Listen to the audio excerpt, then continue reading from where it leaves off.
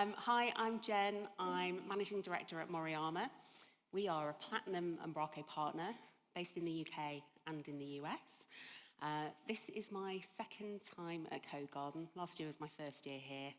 Very overwhelming. This year, still overwhelming, but in a slightly different way.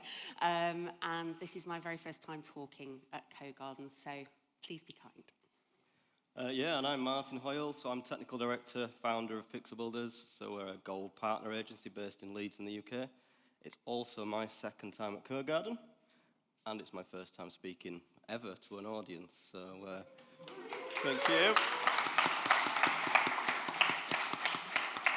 So yeah, extend the kindness to me as well, please. I'm proud of you, Martin. Thank you. Yeah, so no heckling, basically, no heckles. Together, we are Bradshaw and Hoyle. We are code crime fighters. We are bid wranglers. Yep. We are scientific theory writers. All of those things are definitely, positively, absolutely 100% true. 100% true. The third lovely face on screen is Pete Hemmett. Now, Pete is Head of Digital Development at the Access Group. The Access Group are a shared client of ours, and essentially that's the subject of our session today. Now, Pete was hoping to be with us today, hence he's on the screen. His school sports day naturally took priority. Not his school sports day. I mean, he's a grown man, I think you can tell by the beard. But his daughters have their sports day this week, so he's not come out to visit us and be with us here today. It was his first daughter's sports day as well. Oh, really? Oh, you can't miss those things. You can't miss those things. You may also be wondering why Martin is wearing this lovely coat. It's a beautiful thing. I have one as well, but it's about 1,000 degrees up here, so I will end up in a puddle if I wear mine. I'm hoping that will all become really, really clear as we proceed with our talk. So, today we're here to talk to you about the Sandia effect. Now, more on that, including what the heck that actually is, a bit later. But first, here's a quick overview of what we're going to be talking about today. So we will take you through a quick introduction. We'll walk you through our methods before then heading on to talk about the results that we delivered together, followed by a discussion about the relative merits of the activity. Plus, like any good scientific report, we've got a few references and thank yous credits to throw in there as well. So over to you, Martin, to get us started. There we go. So, on to our science paper introduction. So we're here to talk to you about the power of partnership, collaboration, working together as a team, and how we've successfully delivered for one of our clients. Sounds like a dream, right? That does sound pretty dreamy, to be honest, yeah. It really does. You could say we go together like bangers and mash. A classic British combo. Oh, but hang on, I'm a vegetarian. I don't think this is going to work for us. Have you got anything else? That might not work. How about Paul Seal on Umbraco video tutorials? Absolute legend, Paul Seal. Have we got Paul here today? Is he in the audience? Woo! Yay! Thanks for coming, Paul. Nice to see you. Well, how about Codegarden and hammers? Iconic, unusual. Classic. With a hint of danger. Those are all good qualities to be associated with. We'll be happy to challenge anyone to a game later. Give me a few warm-ups first, though, 'cause I've not had a chance to play yet. Yeah, I've got the advantage. I've had a game already today.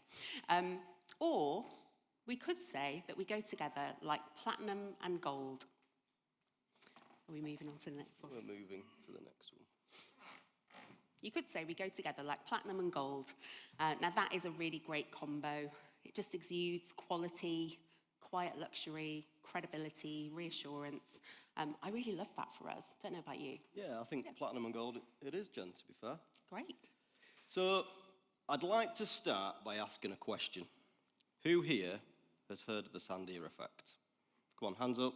No chat GPT, no cheating. One person. You're cheating because we told you earlier. 2 people. 2 people. That's not a great show of hands, not a great is show of it? hands at all. No, no. Not the Sandra effect, which is strangely what Wikipedia thought I was searching up when I tried to investigate this quite recently when we were putting this together. Now, it seems that Sandras in general haven't had much impact at all. In fact, result number 3 here is not a Sandra in any way, shape or form, but Catlin has had an amazing impact on women's basketball in the States, so big up Catlin. And I was also a little bit surprised not to see Sandra Bullock up here. But anyway, we move on. We do. I'm struggling with my clicker. This didn't happen in our preparations, Jen. Want to swap places? You I be think I closer might. to the, I might be better over here, the yeah. source. Yeah. If in doubt, sack off the mouse. Yeah. Well, for those that haven't heard of the Sandia effect, to be honest, neither had we until 2024. Okay. So the Sandra effect essentially, or Sandria effect, Sandra, it refers to the creation of a new alloy with platinum and gold by the scientists from Sandia National Laboratories. So it's an alloy that's become known as one of the most wear-resistant, ultra-durable materials. So durable, in fact, that it's said that if you had a car with tyres made from this alloy, you could actually travel round the equator of the Earth 500 times before it would start degrading, which is pretty hard wearing. Now, that's a reference from Rumler, 2018, no less. You can check that out later if you're unsure. But that does sound pretty incredible. 500 times around the equator is really far. I think the equator's about 40,000 kilometres. So. My maths is terrible, but I reckon that's about, well, probably over 20 million kilometres in total. Just mind-blowing in terms of what that alloy can do. But that's science. This is Umbraco web development, you'll be really pleased to hear, given that we're at Umbraco Codegarden. So, while we've not been in a lab synthesising precious metals, and we haven't tested our own durability by traversing the Earth several times. Not yet. That's next year's project, isn't it? Although it could be argued, we have tested enough Trello cards to span the globe a number of times. Instead, we have stress-tested a partnership in the only slightly less extreme environment of web development at scale. Now, this is the scientific review of an equally powerful, durable and successful partnership forged between a different kind of platinum and gold. This is how Moriyama and Pixelbuilders discovered that when 2 elite Umbraco partners alloy their expertise, something just as durable and scalable emerges, delivering not just a better technical solution, but a stronger future for the Access Group. The Access Group, you say, Jen. So, the Access Group, they're one of the largest UK headquartered business management software businesses. So they provide solutions to empower more than 160,000 companies and organisations across Europe, USA, APAC. They also employ about 8,000 people, and they're continually driving product innovation and customer service excellence. That Access Group, Jen. That's the one. They sound like kind of a big deal, I think. Yes, it's those guys. This is a story of bold ambition, some painful pivot points, a few heroic comebacks, and in the end, a unified platform that not only changed the way the Access Group build websites, but changed the way they think about technology. So, pretty powerful stuff. It is pretty powerful stuff, to be fair. Yeah. So, Martin, could we just check the maths on that equation? Yeah, so it's AUP plus PTM minus F plus, to be honest, Jen, it's gold plus platinum minus a failed attempt and multiple migrations equals tag elevated. Thanks, Martin. I'm so glad you were in charge of that bit and not me. Maths never was my strong suit. Or mine, as we've just determined. So, this leads us to our working hypothesis. According to the Unified Field Theory of Multi-Agency Collaboration, which was written by Bradshaw and Hoyle in 2025, or UFTMAC for short, when a platinum and gold Umbraco agency partnership bond together under pressure, the resulting material and collaboration is exponentially more durable more flexible, and more resistant to technical debt. That exponential change clearly indicated by our scientific chart here. Too long? Didn't listen to that? Essentially, we are stronger together. A synergy over time that spikes dramatically when the two suppliers joined forces. Well, that sounds great in theory, but Martin, what happened in practice? So, on to our method. Let's rewind, shall we? Let's do it.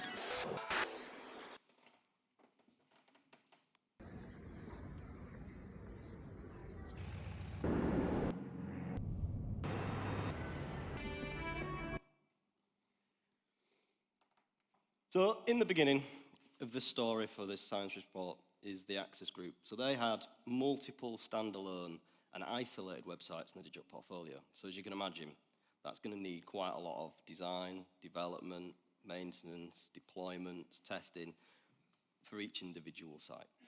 Now, Access are an acquisitive business with a huge growth strategy ahead of them, so there's going to be more sites coming, which is going to make the way of working inefficient, but also, frankly, pretty much unsustainable going forward. Yeah. Unsustainable in many senses, from a resource, workload, cost, time perspective. Now, at that time, Moriyama was managing and supporting the Access Group, their primary website on Umbraco V8. Pixelbuilders came on board to support the websites for their divisions and sub-brands within the group. It was two suppliers working separately on separate website projects, but all ultimately for one client with one shared goal. So our solution, together we launched Project Elevate, a unified, maintainable, scalable digital ecosystem created to serve the entire footprint for the Access Group, both now and well into the future. So ultimately, here's how we did it. Thanks, Martin. So, first of all, we ran a series of immersive discovery workshops with the Access Group's heads of departments, aligning key stakeholders around a shared vision of the future.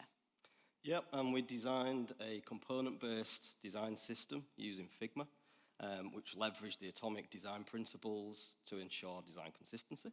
That sounds great. We also adopted a Scrum methodology and bi-weekly cross-team meetings and stand-ups to ensure collaborative problem-solving and delivery. And of course, we created a shared code base.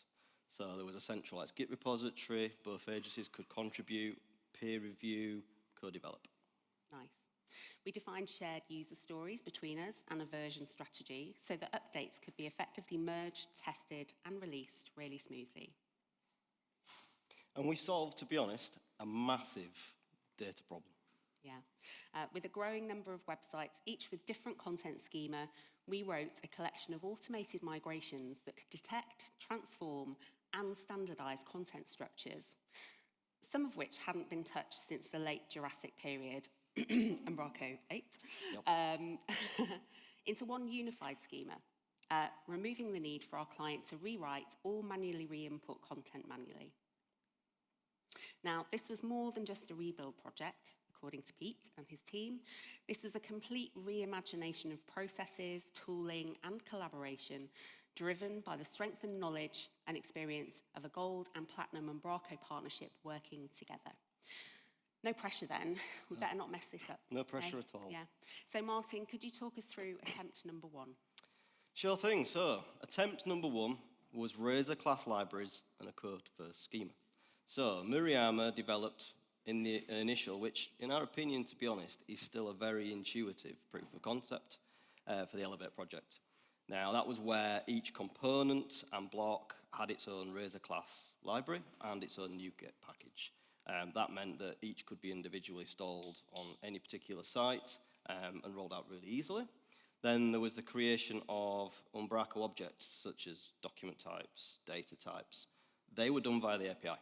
So rather than using the back office, they were then able to be rolled out in migrations, which ensured that each site received the latest update, and in other words, no usync. Great. I'm glad you covered that bit, because that's like, from a technical perspective for me. But on paper, this was really clever. It was going to be a beautiful, beautiful thing. In reality, it was really painful. We had a heavy code base, we had increased development time, And we had restrictions on third-party integrations like Umbraco Commerce. So our feedback on the first demo, how do I put this politely? We could have built about 5 native Umbraco sites faster than that. Yeah, this Sorry, was, Jen. yeah, thanks. This was a real low point. Not exactly the feedback we'd been hoping for, given the amount of work. We'd been working together for 6 months, working really hard together. So where did we go from here, Martin? Well, there was a pivot point. So it was a rainy December day. It was actually the night of the day of the Christmas party, no less. So we hit pause. Something had to change. Yeah, the goal was right ultimately, trying to unify everything, but the method needed to change. So we called a full cross-team meeting. We came together as a group with Pete, the client, in the middle, and we looked at how we could drive this forward in a new direction together.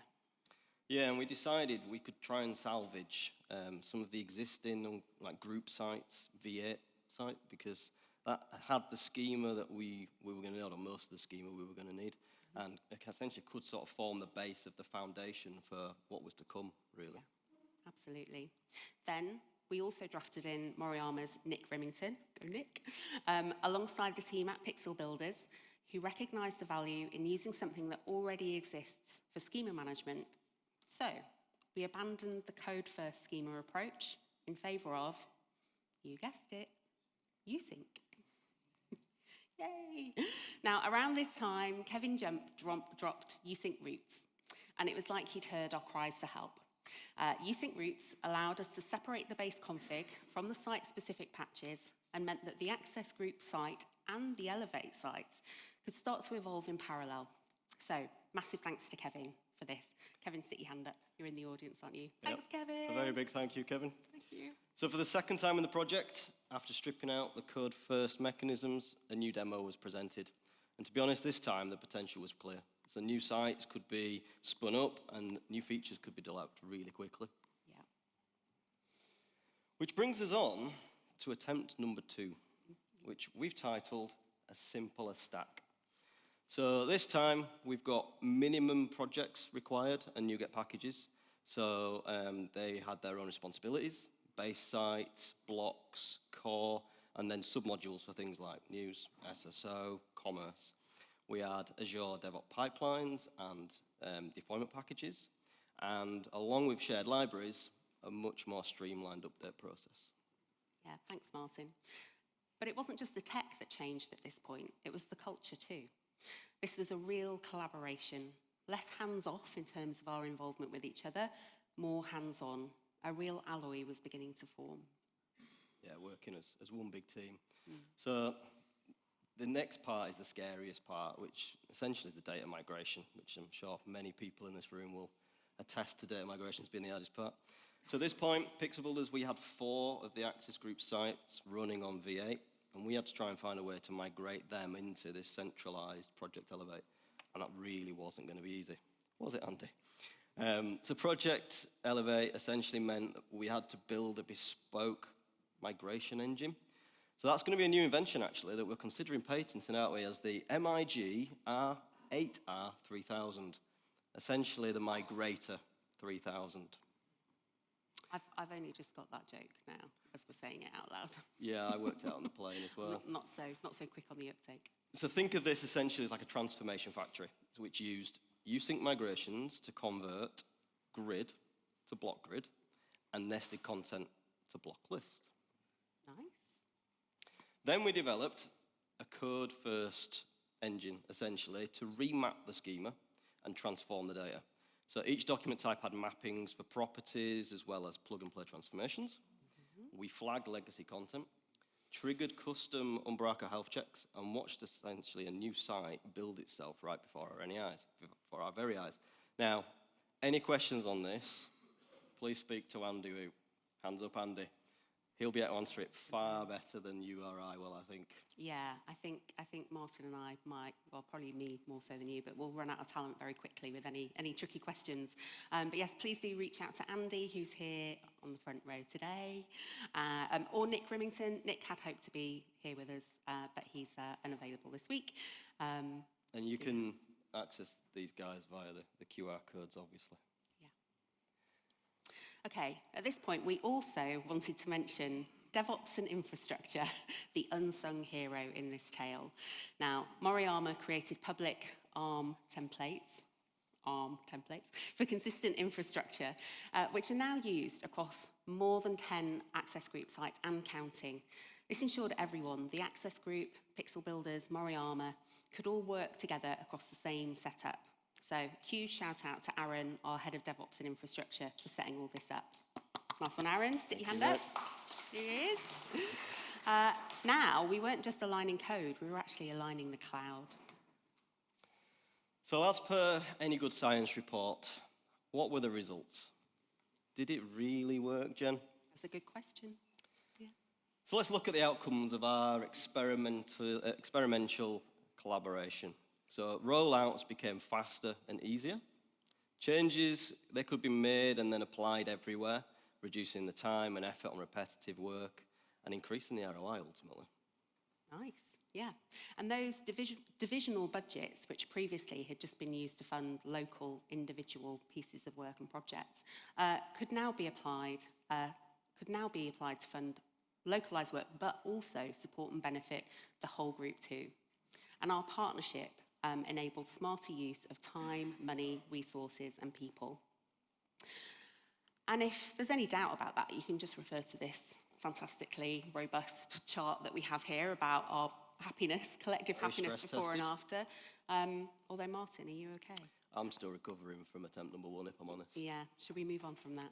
Yeah. Yep, moving swiftly on. So don't forget, our teams reported greater confidence and a lot less technical debt. And the Access Group, they're now fully aligned across their digital estate, and they're ready to scale at pace.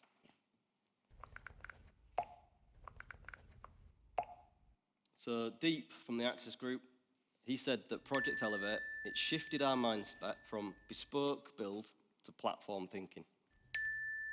And Olivia from the Access Group said it changed how they think about their MarTech stack and future migrations. Nice, that's great feedback.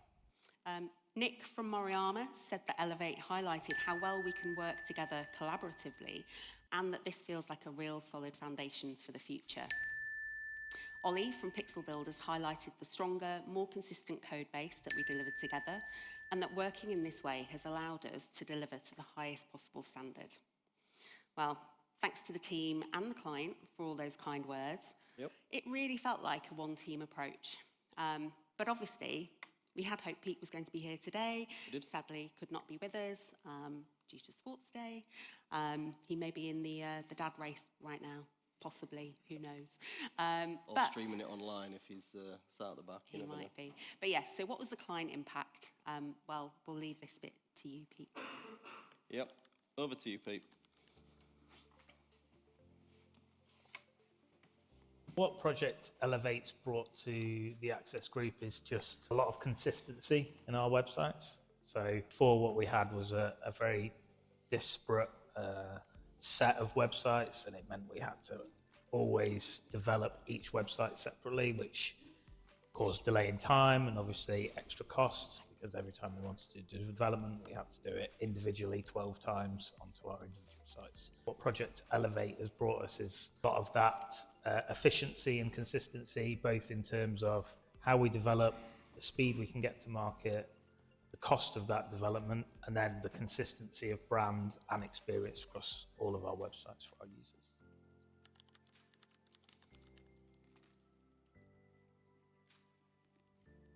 It wasn't really an unexpected outcome, but I think what we've seen as one of the biggest success points of the project is the excitement and engagement that it's built in our website platforms. So not only did we take a step forward on our main corporate website in terms of look and feel and experience, but it's got everyone engaged in our platform and people really excited to move their websites onto our central platform, understand the benefits that brings and the fact that they can then benefit from our ongoing change plan, because as I touched on before, we now just develop something once and we can roll it across all of our websites in one go.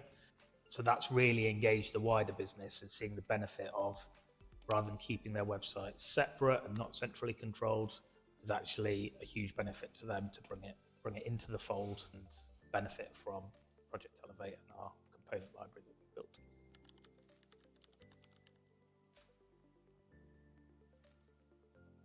I think from users in particular, when it comes to CMS users, for some of our users, it's not been a huge difference from what they were using before, but for a lot of our satellite sites, it's really moved forward their author experience, giving them a lot more flexibility around the pages and more components for them to play with. So that's been definitely a positive. As I say, what it's brought is all of our sites onto an even keel. We don't have this one website that's light years or streets ahead of all the others. Everything's on an even keel. Whenever we want to do development, everything goes at the same time. So it's been really good for those smaller sites which maybe don't have as big a budget as how we control the main site, because they can keep pace with the main corporate site. In terms of user feedback, again, from a brand perspective, really good feedback from the brand team about what this has brought is that brand consistency across our web estate. So rather than it being not even feeling like a family of websites, while each site still has its individual theme and it feels like its own brand, it still feels part of the parent brand of the Access Group. It all feels like part of the same family. So that's been a positive experience as well. And then thirdly, I guess just that speed to market and speed of change now, because before everything was competing against each other for its place on the roadmap. Now we just can have a single roadmap for all of our sites, and that competition has gone away. It means we can develop things quicker and get them spread out across the whole sites as well.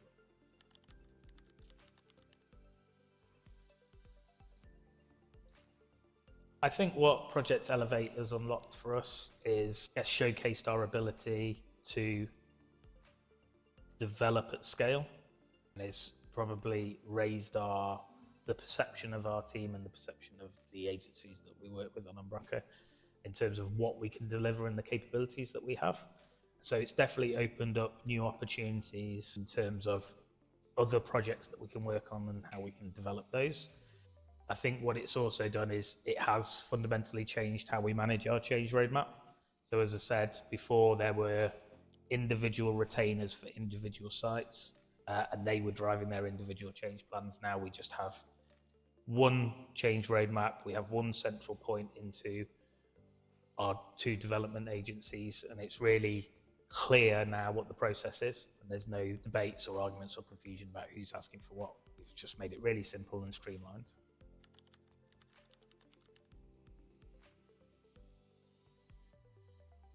I think what it gave us was a couple of things, really. It gave us some flexibility. So we've worked with both Pixelbuilders and Moriyama for quite a few years now. We know that they can both bring things to the party.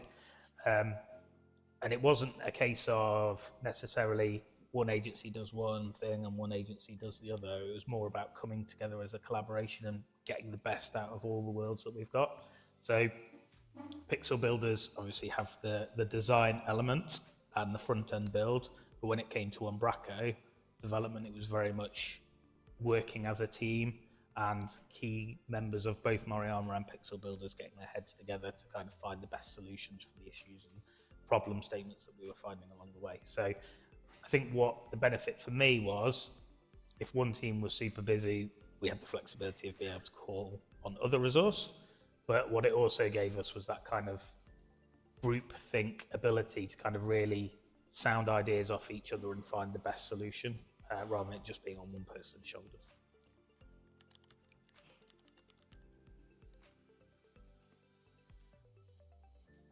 I think that was probably one of the highlights of the whole project, was the fact that us as the Access Group, Pixelbuilders and Moriyama all came together as a single team. Challenges that we had, and we did have them, we kind of tackled as a team. It wasn't any finger pointing, there was no blame. It was very much, we are a unit, this is our project, how do we overcome those issues and what's the best way forward? So I think that was the most pleasing aspect. There was no real egos in the room.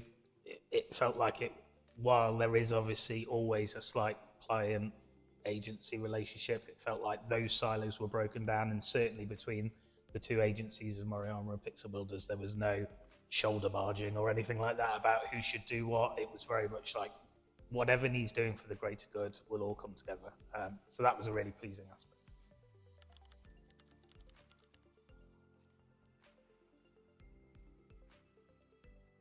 I would say make sure you're aware of what you're going into. This was not an insignificant piece of work. Scope it out well at the start to really understand some of those challenges that you're going to face into.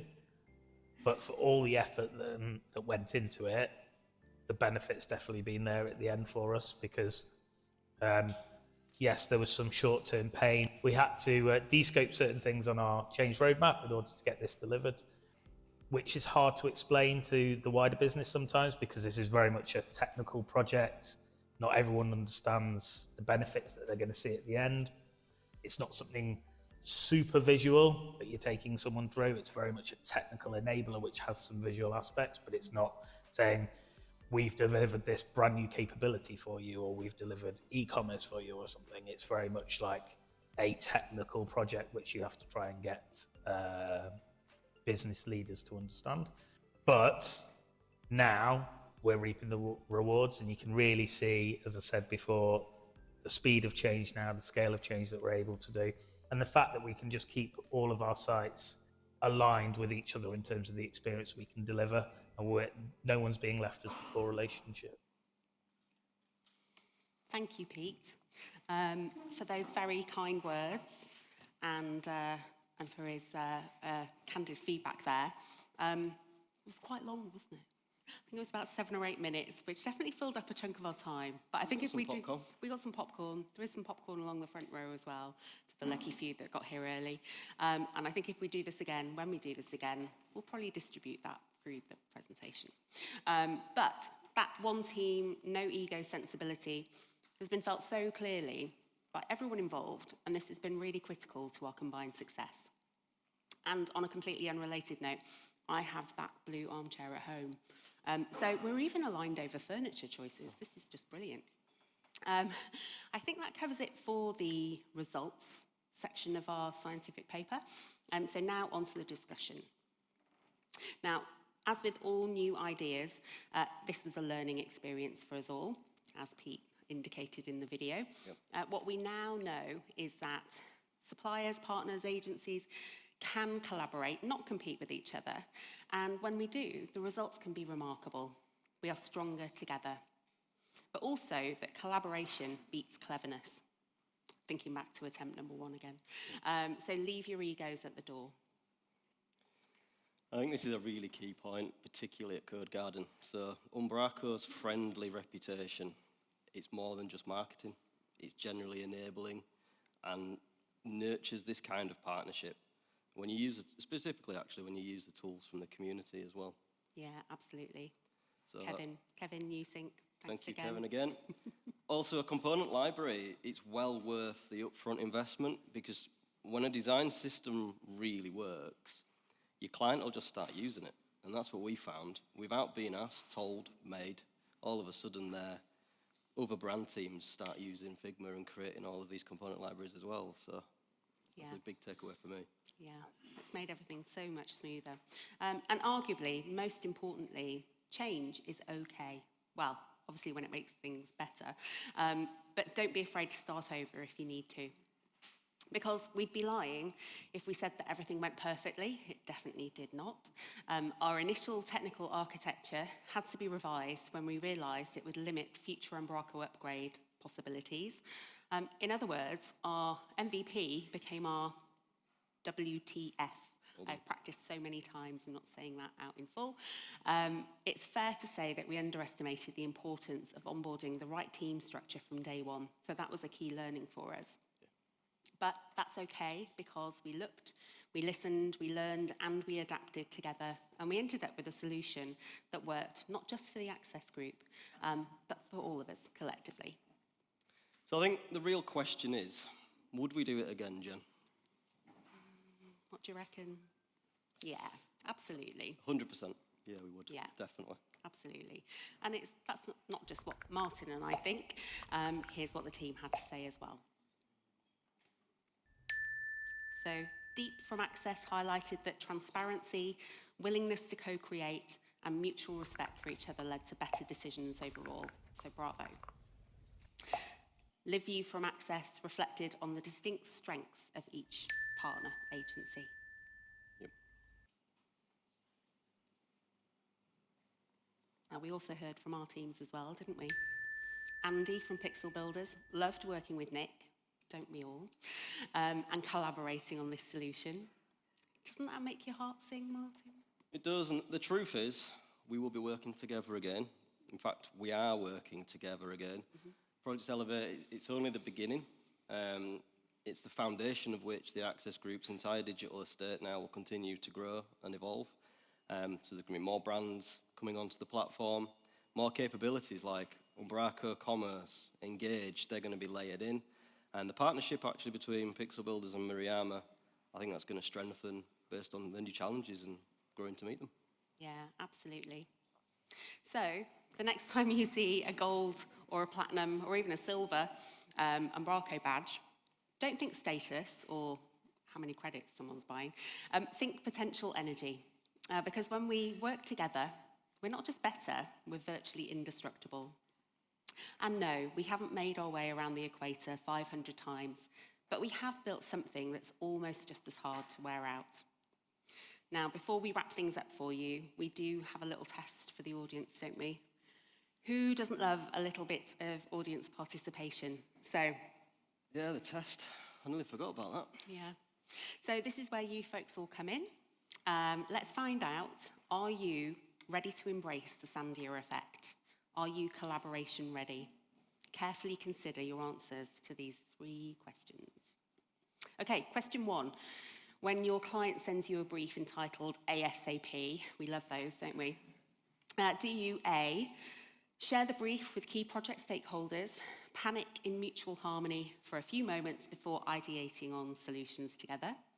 Or do you B, schedule a meeting to schedule another meeting and then cancel that meeting and then schedule another meeting? Or do you C, deploy the emergency biscuit tin? I'd probably pick the biscuit tin. Yeah, I've definitely got some Bs, Yeah. but I think C is my preferred. Yeah. So, question 2. What is your single source of truth? So is it A, a beautifully organised Trello board and Figma component library? Is it B, whoever's got the loudest voice and the most confidence in what they're saying? Or C, Dave's desktop PC, unchanged since 2018? Sounds like a sad choice, doesn't it? Okay, question 3, which thankfully you'll be glad to hear is our final question today. When asked to collaborate with your client's other suppliers, do you A, make friendly introductions, deliver smooth handovers, and agree on shared goals together? Or do you B, arrange a Teams call, sit through a few awkward silences before eventually making some progress together? Or do you C, pretend your mic's broken and then suddenly you're out of office for the next few weeks? I've got quite a few clients that do that, to be fair. So then, how did you guys and girls get on?